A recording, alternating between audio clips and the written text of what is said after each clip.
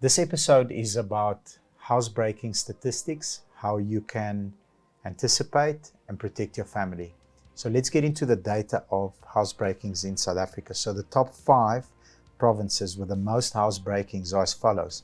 Northwest with 102,000 reported housebreakings in the 2021-2022 season. Number 4 is the Eastern Cape with 105,000 reported housebreakings. Number 3 is Western Cape with 116,000. Gauteng with 204,000 reported housebreakings. And number 1 is KZN with 255,000 reported housebreaking incidents for the season of 2021-2022. Now, UNISA has compiled an in-depth study where they've gone and spoken to hundreds of convicted house robbers. And these are the key elements that they came up with that we are about to share with you. Now, number 1, robbers will monitor a home for as long as 2 weeks before they break in. So 2 weeks they'll watch you before they break into your house. The second point the convicted house robbers mentioned was the fact that they start at 7 o'clock at night and it will carry on until about 4 o'clock in the morning. Now, the main thing is that's the time when we relax, we're watching TV, we do cooking. The alarm systems aren't activated. And that is the danger zone that you've got in your household. When you're supposed to be at home relaxing. Okay, third point, 97% of robbers are armed. Okay, and then on the gang members, they normally will end up being 4 people entering your house. 4 people, and the ages are between as young as 19 and 26.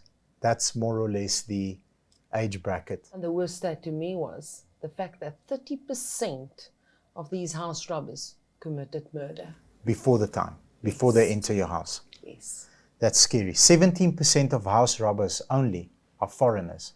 So everybody's, it's all the foreigners break. 17% only are foreigners. 83% of house robbers are local people. And another stat, 90% of house robbers did not matriculate.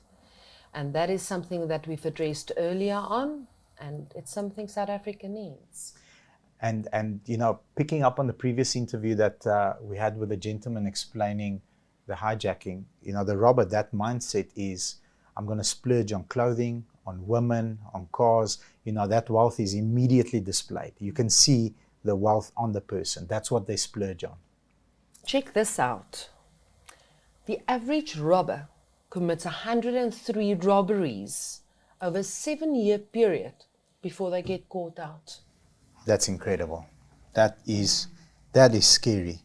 Most attackers live 10 to 30 minutes away from the target address. Okay, so it's in the area.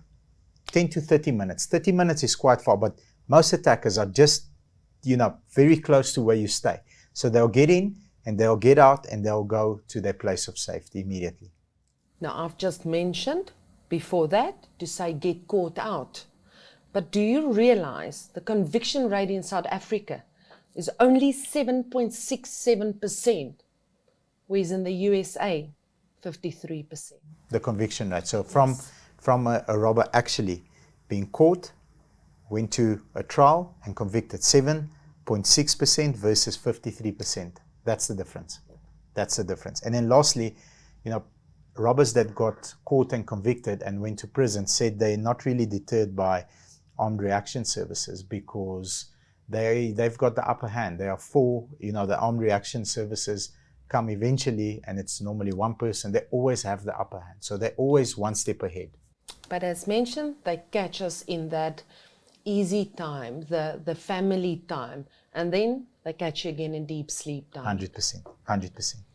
So I want to process what you just said. Out of the 255,000 house robberies that are committed by individuals, 7-point-something% are locked up. Let's round it off to 10%.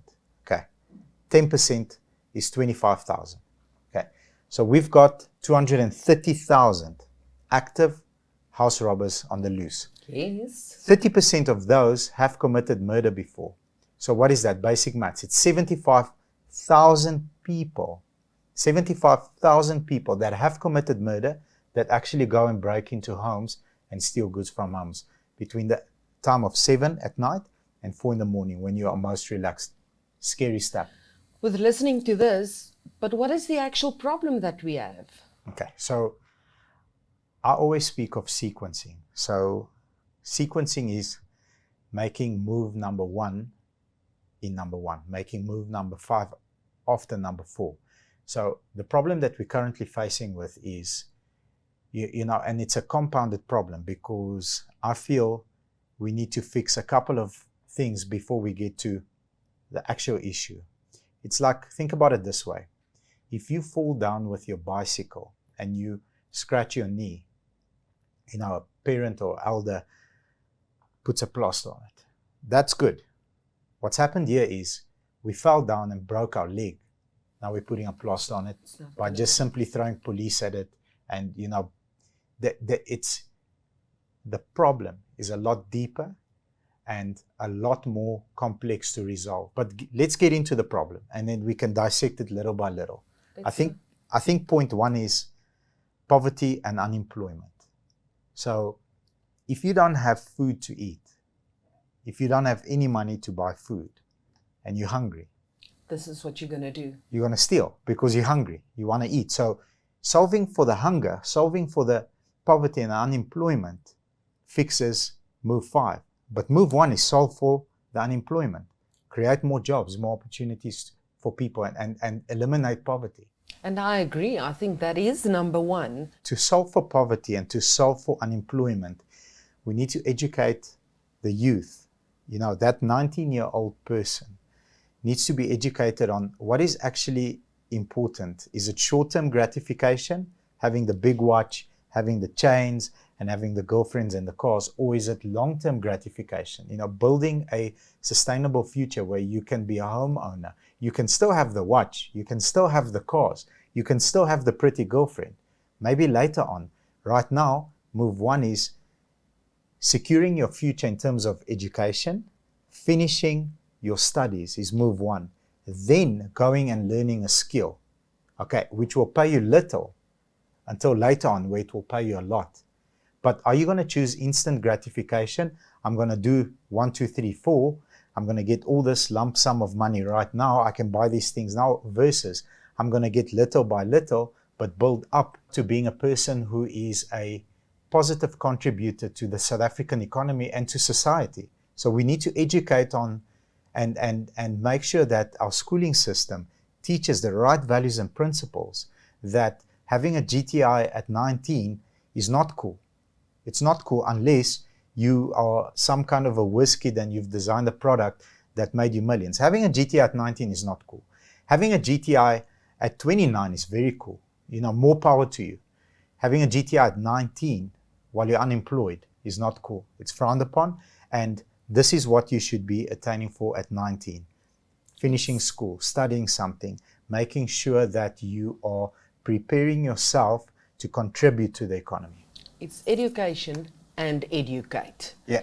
And I think it's the simplest way to sum it up, because that is a very big problem that we've got, that people, that instant gratification. Versus the delayed one, Yes. which is a lot harder to do, but is much more rewarding and long-lasting. Okay, number 2, we found that insider information is 8 out of 10 times the reason why your home gets broken into. Insider information being if you've got a helper at home, or if you've got a garden service, or if you've got contractors that come out and fix your, whatever it is that they fix, plumbing, you know, your satellite dish, whatever it is. 8 out of 10 times, they give the information, obviously, to the robbers and say, this is the weak security areas of this home. This is how you can get in. And these are the habits of the people going in and out of the house. And the problem contributing to that is normally people where you build a relationship with, where you've got trust in. And on number 3, the access to firearms. In South Africa, it's a huge problem. the law has been there for ages and it's still not sorted out. So the access to firearms is just so easy, and that is one of the big contributors. Yeah, 100%. And it's an underlining problem, because you need to go deeper and fix the illegal trade of firearms. Be very strict, prosecute the people, bring them in, send them to jail, punish them. If you trade in illegal firearms, you need to go to jail. No dockets can go missing and all this other crazy BS that's going on in our judicial system. You need to convict. You need to prosecute and convict. That way, you eradicate illegal firearms. Okay. Lack of adequate security measures. We all know we live in a dangerous country. If you don't, wake up. We do. So what is your next move? Am I going to just ignore it, or am I going to put cameras, beams, be proactive? Am I going to make sure that I lock the gates at night? I've got burglar bars on the window. Unfortunately, it's almost like we live in cages. But if you, as the beginning of the episode said, don't have the 50 million rand budget with 6 bodyguards that walk around your yard, you have to create a very difficult scenario for that breaker to come in, or that burglar to come into your house. It must be like, no, this guy across the street looks a lot easier, let's go there. You have to make sure that you live in a secure place to the best of your ability. Valuable possessions, that is the homes that's got the visible valuables standing, the electronics, and even personally, it's the jewelry. That is the likelihood to be targeted. That following on that, it's the insider information, number one. And number two, I'm driving down the road the other day, and next to, I think, Dustbin Days are Mondays in my neighborhood. Next to the house where I stay, there's a big 65-inch TV box. I'm like, shit, if I want a 65-inch TV, that's where I'm going to go and get one. Don't do that. Cut the box up. Make sure that you cut it up into small pieces, put it in a black bag, put it in your bin. Don't display, listen, I've got a Ultra HD, I don't know what it is, like 5K, whatever the acronym is. Don't do that. Don't do that. Cut it up. Make sure that it's safe. Buy the TV, but don't advertise to the world. Everybody passing down the road like, if I want one, that's where I'm getting Especially one. After a break-in. Absolutely. Because the moment the insurance pays out, people tend to, and then they just come back for more. Like, everything okay, cool. is new. Rematch. Then lastly, I'm going to leave you with this point, and that is the absence of homeowners. So if you are going to be away for 2 weeks or 3 weeks or whatever the case might be, you can't leave your house just unattended to. If you leave the garage lights on, robbers will drive up and down the street. They'll see, okay, these lights are on during the day, and at night, therefore, there's no one home. Make sure that everybody's got somebody that they can say, listen, do you mind just at night coming to switch on my lights or switching them off in the morning? Make that arrangement. Otherwise, you are actually advertising your house to be broken into. There's amazing sensor plugs that you can get, and sensor lights to solve for the problem. 100%. Let's get into some potential solutions for this massive problem. And the first one I'm very passionate about. We love training. We've got a fantastic training facility in our company, and it's my passion. You know that I love to specialize a person with a certain set of knowledge that they can apply. So having that mindset, go and strengthen law enforcement, but have a specialized division. What does that mean? It means identify the highest risk areas. Okay. The stations around those areas have an extra clause to say, if this, then this. Get the experts in. We pay taxes. The government has the facilities. They have the money.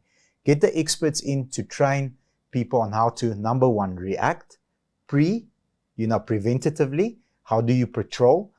Post, after something like that happens, and during. Can you catch them during? And what is the best way to fill out the statements, the dockets, to make sure that those things don't go missing? Number one. Number two, have that, that's on the front side. On the back side, have the people that handle the admin trained properly so that you can lock away the docket so it doesn't get stolen. Because that's the problem today. Get to the courtroom, the docket's not there. What do you mean the docket's? It's missing. Now, what happens? It's a cock-up. Sorry for the foul language, but have a specialized unit. Start off with the areas that are at most risk. Give them training different to the training that's received, standard operating procedure as a police officer. give them specialized training on the front and on the back end. So, preventative measures during, post, and protect the admin so that their conviction rate can shoot I want this conviction rate to be in the 90s%. If we can get it there, all this is wiped off. Definitely. And even our community services will improve 100%. immediately. So it's not even a matter that we need to start that now, because it's already there. There's so many community patrol services and neighborhood watch. But with that in place, this is going to improve. 100%. Increase household security. We touched on it earlier on the episode.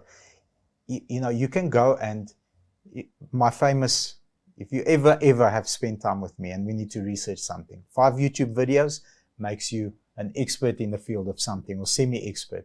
Go and look at 5 YouTube videos or 5 documentaries on how do I break into my own house? Okay, where do most criminals come in from? And go and solve for X, solve for that. Make sure that at my house, these 5 or 10 things that I've learned here are not possible. Because, most of us are not criminals. Okay, we don't think like I can jump through the window and I can squeeze through it. That's the criminal's job. He needs to penetrate your safety space in order to take the stuff that he's looking for, interested in. So solve for that. And I think that's got to be a family discussion.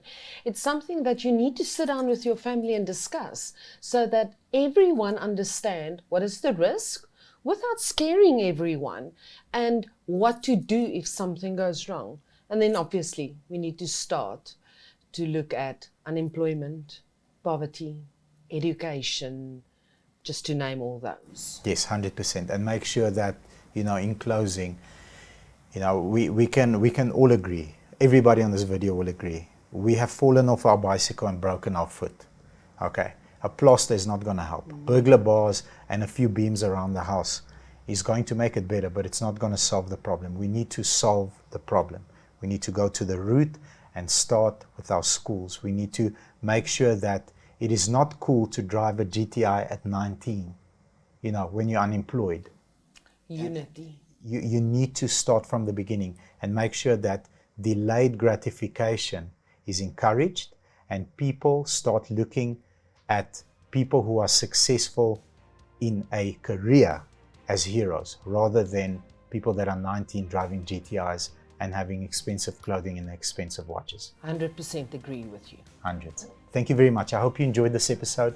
If we did bring you value, please hit the like button as well as the comment and please subscribe to our channel and ring the bell. Thank you very much. Have a great day and bye-bye.